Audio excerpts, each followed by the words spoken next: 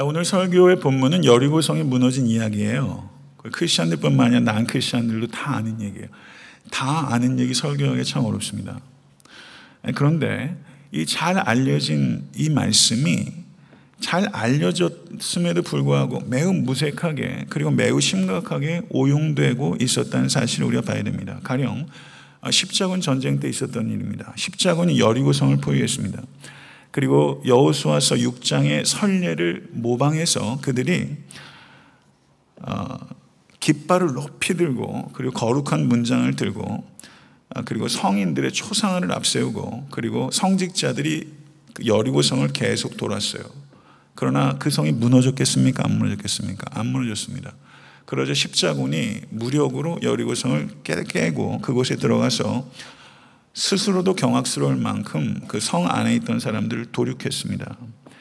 그들은 여호수아 6장에 나오는 그 말씀을 문자적으로 적용했고 군사작전의 청사진으로 여호수아서 6장의 말씀을 인용한 것입니다. 그 후에도 여호수아 6장의 말씀을 이용해서 남의 땅을 정복하고 식민지로 만들고 원주민을 학살하고 노예로 삼는 것에 대해서 정당성을 부여하는 말씀으로 여호수아 6장 말씀이 악용되는 일들이 적지 않았습니다. 성경을 이렇게 피상적으로 문자적으로 그리고 자의적으로 해석하고 적용하는 것이 매우 심각한 위험성을 가지고 있다는 그런 신뢰들이라고 할 수 있습니다. 오늘 설교를 통해서 여러분과 제가 깨달아야 되는 것은 성경을 오역하고 오용하는 죄를 범하지 않고 그때 그곳에서 이 말씀이 가지고 있었던 의미를 바르게 해석하고 지금 이곳에서 이 말씀을 어떻게 적용하고 살아낼 수 있을까 하는 것에 대해서 진지하게 생각할 수 있는 계기를 삼고자 합니다. 그런데 그 여호수아서 6장에 이 성이 무너지는 이 사건 바로 앞에 있는 5장의 내용들을 우리가 살펴볼 필요가 있습니다. 거기에 세 개의 흥미로운 사건들이 있는데 하나는 출애굽 이후에 태어난 남자들을 할례를 했고 유월절을 지켰고 그리고 만나를 하나님께서 끊으셨습니다.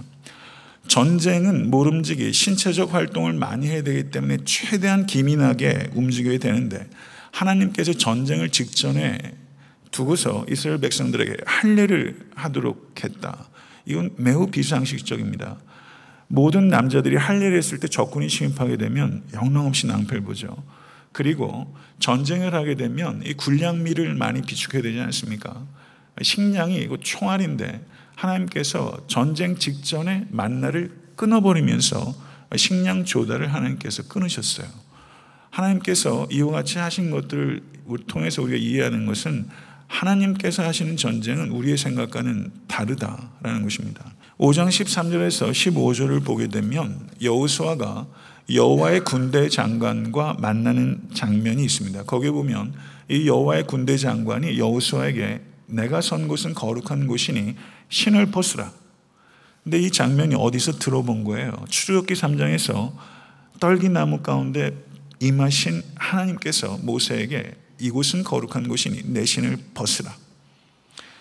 그리고 여호수아 그 말씀에 순종하고 여호와의 군대 장관 앞에 절을 했다라고 말하는데 이 절을 이 군대 장관이 받은 것을 보면 이 군대 장관은 천사와 같은 피조물이 아니라 하나님 자신이라는 것을 우리가 알 수 있습니다. 어떤 신학자는 삼위일체 하나님의 제2위이신 그리스도시다라고 주장하는 사람도 있는데 그것이야 뭐 우리가 뭐라고 얘기할 수 없겠지만 여기서 이 군대 장관은 하나님 자신이다라고까지는 얘기할 수 있습니다.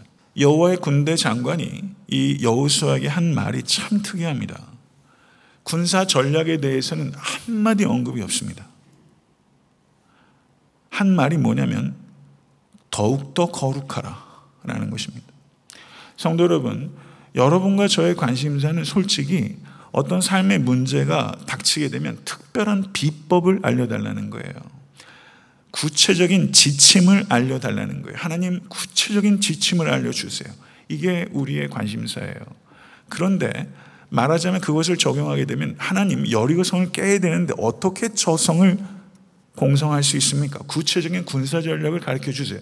이게 우리의 관심사입니다. 그런데 하나님의 관심사는 구체적인 지침 이전에 다른 데 있어요.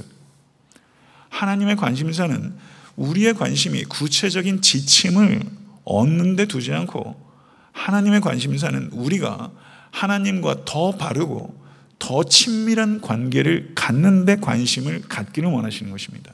우리의 문제가 결코 쉽지 않은 문제라는 것을 하나님께서 아십니다. 그렇지만 우리의 진정한 관심사는 하나님과 더 바르고 더 친밀한 관계를 갖는 데 있기를 하나님께서 원하세요. 이것을 받아들이실 수 있게 간절히 바랍니다.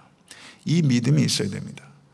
사랑하는 성도 여러분, 하나님은 전능하신 하나님이십니다. 믿으십니까? 이 전능하신 하나님께서 여러분과 저에게 거룩함을 요청하고 계세요. 우리가 거룩해져서 구원을 얻은 것은 아니지만 하나님께서는 우리의 거룩함을 통해서 역사하십니다.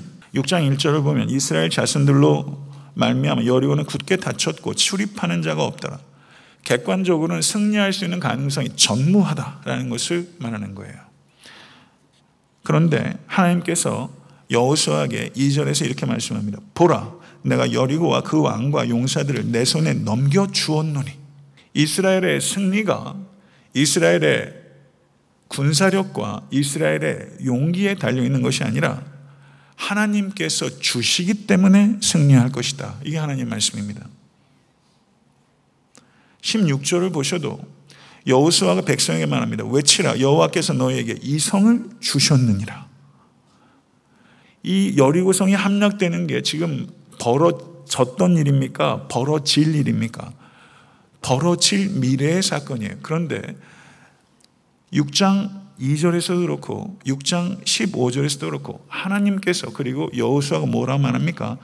미래에 일어날 사건이 마치 이미 일어난 일인 것처럼 과거의 시제를 사용하고 있어요. 여기에 주목해야 됩니다.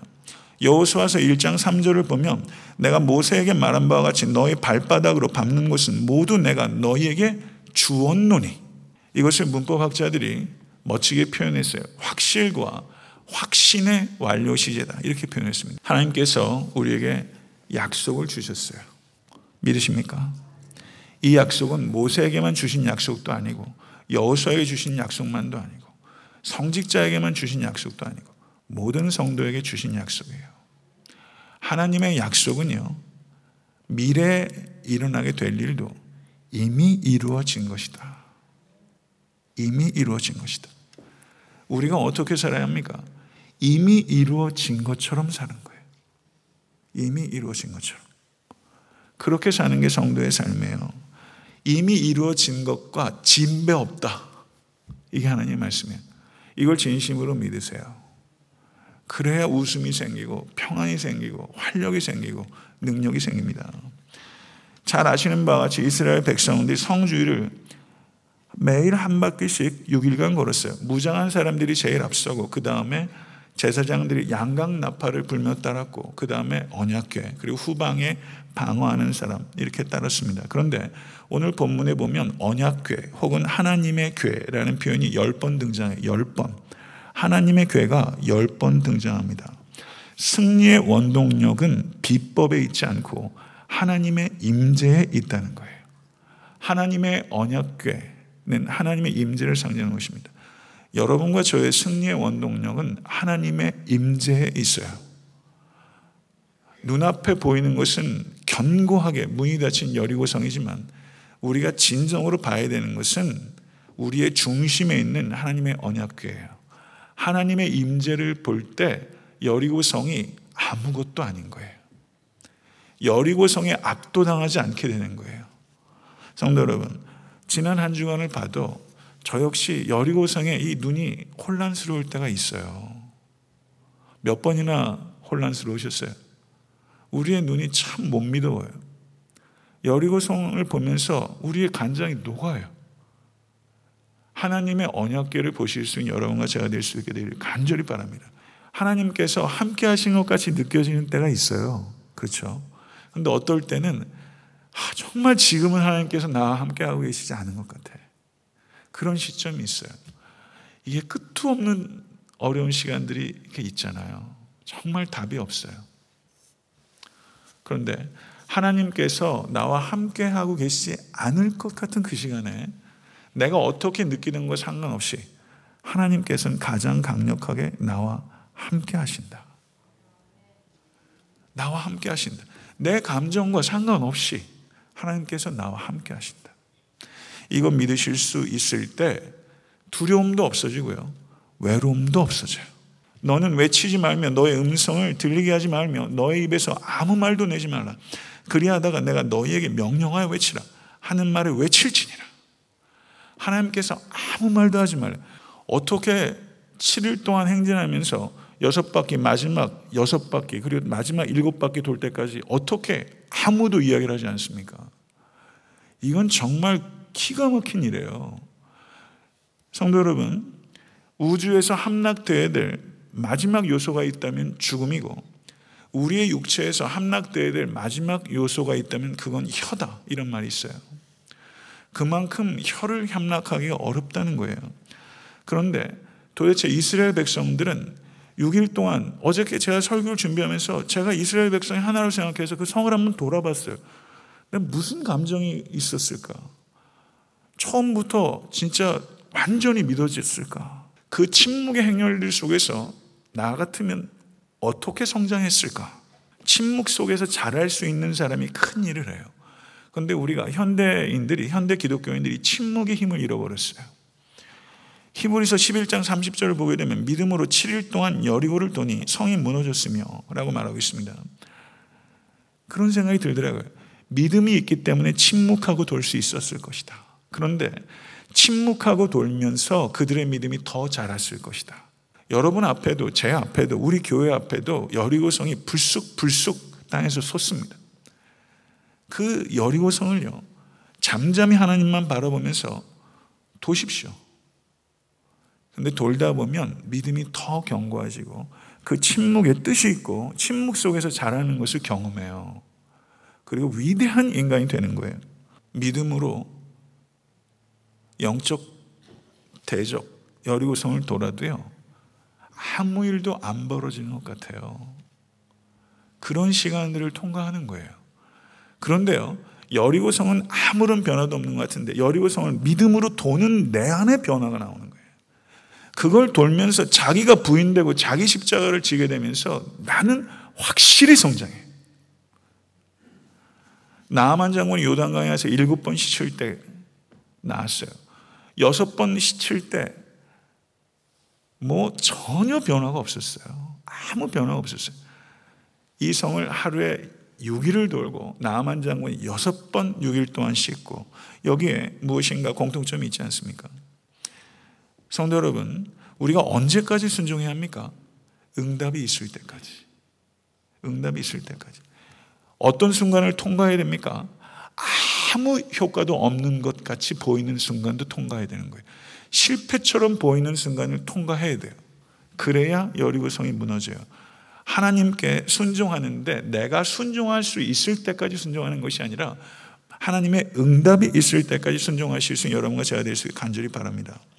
나의 영혼이 잠잠히 하나님만 바라며 나의 구원이 그에게서 나오는도다. 사람이 여호와의 구원을 바라고 잠잠히 기다림이 좋도다. 이렇게 자기 영혼에게 호소하시고 자기 영혼에게 호통하십시오. 그래서 잠잠히 하나님만 바라보실 수 있는 여러분과 제가 될 수 있게 되기를 간절히 축원합니다. 드디어 7째 날이 됐어요. 7째 날 새벽에 그들이 일찍이 일어나서 전과 같은 방식으로 그 성을 7번 도니. 전과 같은 방식으로란 말이 눈에 확 들어오는 거 있죠. 우리가 뭔가 특별한 방식에 매료돼요. 특별한 경험을 추구해요. 그런데 특별한 하나님의 역사는 전과 같은 방식을 일관되게 하는 평범한 순종을 통해서 특별한 역사가 나타난다는 것을 간과하면 안 됩니다. 전과 같은 방식으로 자고 깨고 일어나 씨 뿌리고, 농부처럼 자고 깨고 일어나 씨 뿌리고. 전 농사가 참 정직하다고 생각해요. 참 정직해요. 전 농부가 참 좋은 직업이다, 이런 생각을 해요. 너무 낭만적인 얘기인지 모르겠지만요, 참 정직해요. 자고 깨고 일어나고 뿌리고, 자고 깨고 일어나고 뿌리고 하면서 결국은 한결같은 방식으로 화려하지 않는 일상의 성도의 삶을 살아가는 가치를 성도 여러분, 가볍게 여기지 않으실 수 있기를 간절히 바랍니다. 17절에서 19절의 말씀은 특별히 경청해야 되는 부분입니다. 16절의 말씀 7번째에 제사장들이 나팔을 불 때 여호수아가 백성에게 이르되 외치라, 여호와께서 너희에게 이 성을 주셨느니라. 그런데 20절 말씀을 보게 되면 이에 백성은 외치고 제사장들은 나팔을 불매 백성이 나팔 소리를 들을 때 크게 소리질러 외치니 성벽이 무너져 내린지라. 그러니까 16절 외치라, 20절 외치니, 이게 연결이 되는 거예요. 그런데 이 사이에 17절, 19절의 말씀이 삽입된 거예요. 이 말이 어느 시점에 있었는가? 학자들이 얘기하는 부분이에요. 크리스토퍼 라이트라는 학자는 이 말은 이전에 있었던 이야기였는데 이것을 의도적으로 이 사이에 삽입한 것이다, 이렇게 보는데요. 여하튼 제가 드리는 말씀은 이런 것입니다. 성경의 이야기들이 많이 영화화되고 있어요. 2014년도에 그 러셀 크로우라는 그 호주의 유명한 배우가 있습니다. 그리고 엠마 왓슨이라는 영국의 여자 배우가 있어요. 이 사람들이 주연했던 노아라는 영화가 있었어요. 그런데 여호수아 6장을 가지고 영화를 여러분과 제가 만든다고 생각해 보십시오. 그러면 그 영화의 클라이맥스는 전투 장면이에요. 그리고 성이 와르르 무너지는 게 그 영화의 클라이맥스예요. 그게 스펙터클한 블록버스터를 만들려고 할 거예요. 그런데 오늘 여호수아서 6장을 보게 되면 여호수아 6장의 기술하는 방식은 전혀 달라요. 20절을 보세요. 성벽이 무너지는 장면을 어떻게 표현하고 있는지 보세요. 성벽이 무너져 내린지라. 성벽이 무너져 내린지라. 매우 간결하고 꾸밈 없고 묘사가 없어요. 영어 번역은 The wall fell down flat 라고 5단어로 얘기하고 있는데 실제 성경 원어는 딱 2단어예요. 와티풀 하요마.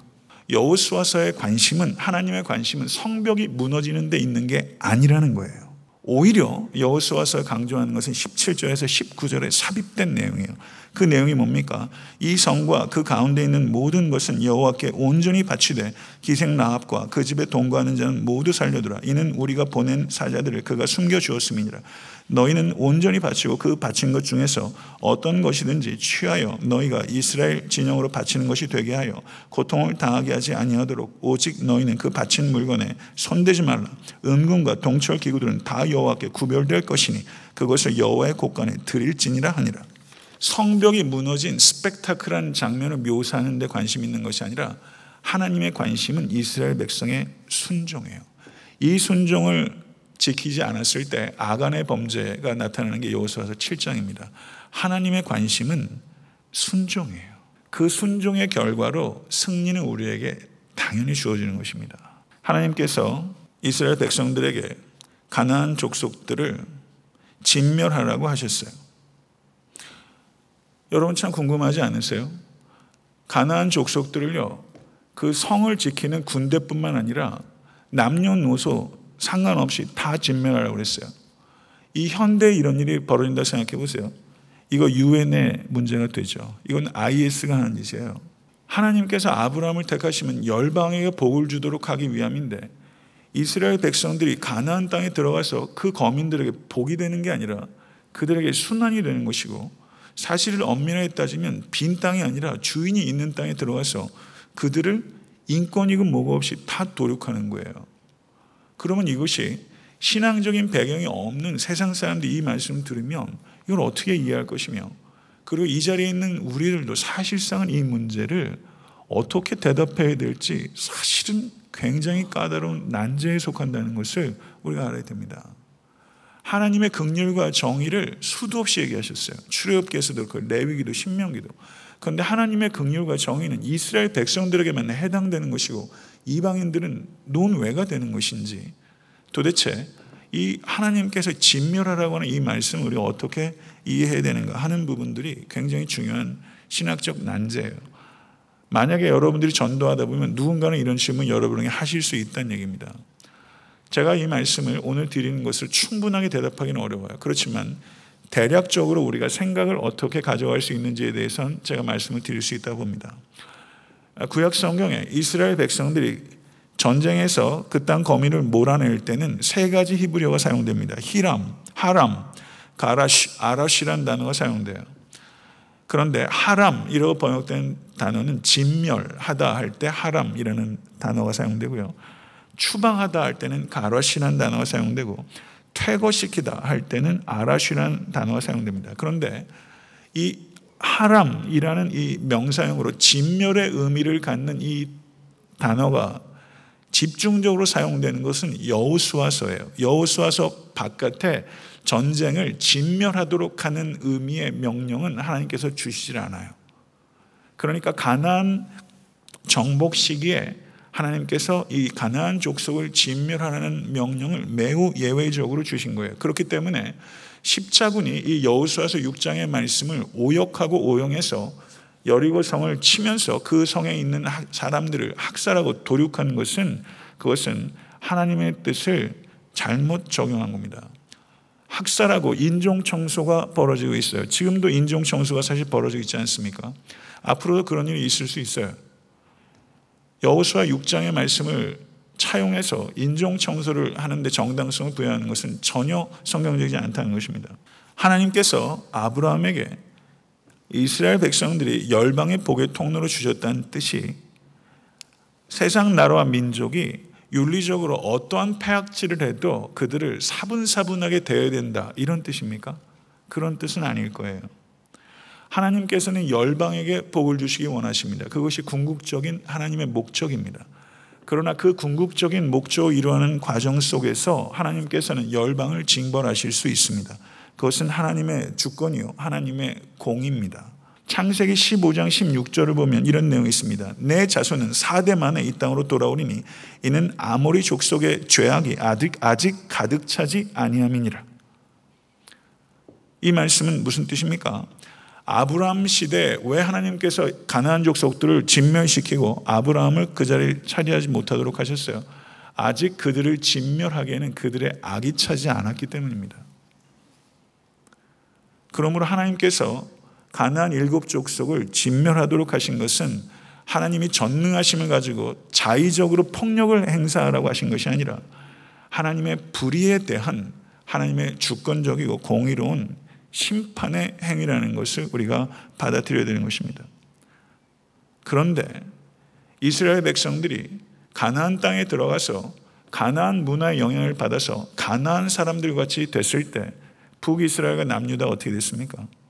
하나님께서 열방을 심판의 도구로 사용하셔서 이스라엘 백성들을 치셨어요. 하나님께서는 도덕적으로 일관된 공의의 하나님이시라는 것을 우리는 생각해야 됩니다. 사실 열방을 더 많이 치셨습니까? 이스라엘 백성들을 더 많이 치셨습니까? 구약 성경을 보면 이스라엘 백성들이 훨씬 하나님의 징벌에 노출되어 있었어요. 그렇기 때문에 하나님께서 이스라엘 백성들은 빼고 다른 민족들만 심판하신다, 다른 민족들에게만 잔인하시다, 무정하시다, 불의하시다라고 말하는 것은 구약 성경의 하나님을 왜곡하는 무지라는 것을 우리가 생각할 수 있습니다. 가나안 족속에게 무서운 징벌이 내렸습니다. 이것은 예표적 사건이고 종말적 사건입니다. 이 사건을 통해서 우리가 생각해야 되는 것은 마지막 심판이 있다는 것입니다. 우리가 이 세상을 살다 보면요, 정의로운 사람도 불의한 일을 당하고요, 불의한 사람도 많은 복을, 현세적인 복을 받아 누리는 것처럼 보여요. 이 땅은 확실히 그래요. 그러나 궁극적인 선을 하나님께서 이루시는 시점이 옵니다. 그때에는 여한 개인의 죄도 은폐할 수 없고 여한 나라와 민족의 죄도 은폐할 수 없습니다. 지금 한국 사회에 돌아가는 것 한번 보세요. 정말 기도해야 될 때 아닙니까? 여야를 떠나서 정치적인 입장을 떠나서 정말 한국 사회가 지금 급박한 위기 국면이에요. 정말 깨어서 기도해야 될 때입니다. 성도 여러분, 그런데도 불구하고 은폐가 얼마나 많아요. 정직하게 얘기를 해줘야 대책을 세우죠. 개미도 도망가고 모두 도망가고 하는데 왜 사람들만 대책이 없이 어떻게 이렇게 가는지 저는 참 요즘 조마조마해요. 은폐해요. 매사를 덮어요. 뭐 하나 드러나는 게 없어요. 미국 사회도 이상해요. 사람이 막 총 맞아 죽는데 사실이 막 흐려져요. 정확한 진단이 안 되니까 정확한 해결이 안 돼요. 참 안타까워요. 얼마나 은폐되는 죄들이 많은지 몰라요. 여러분에게도 저에게도 은폐된 죄들이 있어요. 그러나 마지막 때에 다 드러나요. 공의롭게 심판하세요. 그런데 보세요. 여기에 라합과 그의 가족이 구원을 얻어요. 라합은요, 여리고 성의 가나안 족속이었어요. 그런데 저가 믿었어요. 그 믿음을 보시고 저를 구원하셨어요. 하나님의 은혜가 라합을 구원했어요. 하나님의 은혜가 여러분과 저를 구원해요. 하나님의 은혜가 모든 믿는 자들을 그 혹독한 징벌에서 구원하세요. 마지막 때 하나님의 궁극적인 선이 이 땅에 완벽하게 성취될 거예요. 지금 이 세상에 살면서 도저히 이해되지 않고 도저히 해결되지 않는 죄와 모순과 억울함들이 여러분에게 그리고 이 땅에 만연합니다. 사실은 너무 만연해요. 그러나 마지막 때 하나님의 궁극적인 선이 이 땅에 완전하게 성취가 될 것을 믿으실 수 있게 간절히 바랍니다. 말씀을 맺겠습니다. 우리도 전쟁 중입니다. 우리의 전쟁이 진짜 전쟁이에요. 이 전쟁은 위대한 전쟁이에요. 이 전쟁은 영적 전쟁입니다. 우리의 눈앞에 여리고성이 있어요. 도처에 여리고성이 있어요. 이 여리고성은 우리의 외부에도 있고 우리의 내부에도 있어요. 그래서 그 여리고성은 견고하게 닫혀 있고 그 여리고성에는 매우 노련한 군사들이 있어요. 이 가나안 7 족속처럼 우리 내부에 있는 이 여리고성을 한 신학자는 이렇게 표현했어요. 미움, 탐심, 두려움, 정욕, 교만, 이기심, 방탕, 이와 같은 것들이 우리 내부의 여리고성으로 견고하게 있어요. 가나안 족속을 진멸하지 못하면 가나안 사람들과 같이 되는 것처럼 성도 여러분, 옛 본성을 죽이십시오. 우리의 의지를 사용하십시오. 그러나 우리의 의지로 그 옛 본성을 이기지 못해요. 오직 성령을 의지하십시오. 예수 그리스도의 십자가를 붙잡으십시오. 그래야 그 우리 내면에 있는 도성들이 허물어져요. 그리고 우리 외부에도 영적 여리고성이 있어요. 그게 뭡니까? 사도 바울이 로마서 8장 35절에 누가 우리를 그리스도의 사랑에서 끊으리요? 환난이나 곤고나 박해나 기근이나 적신이나 위험이나 칼이래. 7가지의 공교롭게도 이런 것들이 여러분의 앞에, 저의 앞에 이런 것들이 불쑥불쑥 솟아올라요. 그때 사랑하는 성도 여러분, 믿음으로 걸으십시다. 잠잠하게 걸으십시다. 아무 일도 벌어지지 않는 것 같을 때 믿음으로 말씀에 따라 침묵하고 순종하십시다. 저는 어제 말씀을 준비하면서 애타한테 섬기는 교회가 이렇게 7일 동안 아무 말도 얘기하지 않고 돌 정도면 이거 진짜 일사불란한 군대죠. 와, 이런 교회 되면 얼마나 못할 게 뭐가 있어요? 못할 게 뭐가 있어요? 어마어마한 일이 일어날 거예요. 정말 믿음으로 우리 개인이, 교회 성도들이 하나님의 말씀에 따라 그 견고한 성을 침묵하며 잠잠히 여호와 하나님을 바라보며 돌 수 있는 권속과 교회가 될 때 이 땅에 소망이 있는 줄로 믿습니다. 여러분의 안팎의 여리고성이 아주 그냥 와르르 무너질 수 있게 되기를 우리 주 예수 그리스도의 이름으로 간절히 축원합니다.